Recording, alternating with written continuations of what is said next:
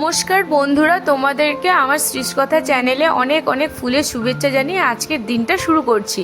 তো দেখো, আজকে তোমাদের সাথে আমি একটা শিঙি মাছের রেসিপি শেয়ার করব, যেটা একদম নতুন। হয়তো তোমরা অনেকে এই রেসিপিটা কখনো দেখোনি।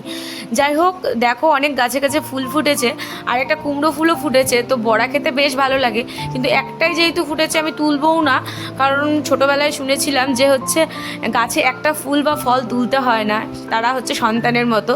তো যাই হোক, বাজারে গেছিলাম, সেখান থেকে একটু আইসক্রিম কিনে আনলাম। একটাই কর্নেটো ছিল তার কাছে, সেজন্য একটা কর্নেটো একটা বাটি নিয়েছিলাম।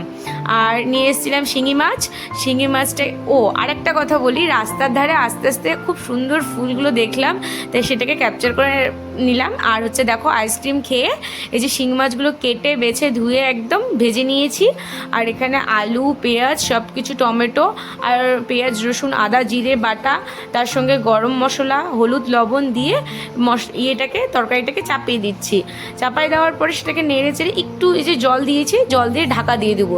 যখন এর কাঁচা কাঁচা গন্ধটা চলে যাবে, তখন এর মধ্যে একটু মাছ দিয়ে দেবো, ওই ভাজা মাছগুলো দিয়ে একটু জল দেবো।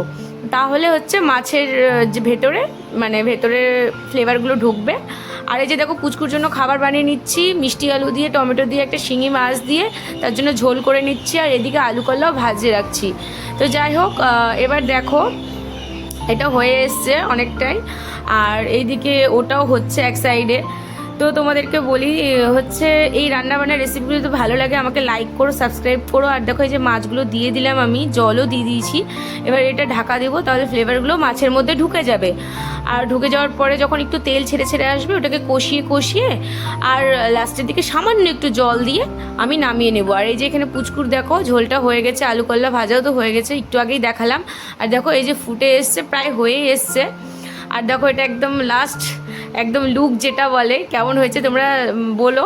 আর রাত্রে হয়েছিল বিরিয়ানি, সেটা তোমাদের সাথে শেয়ার করে নিলাম। টাটা।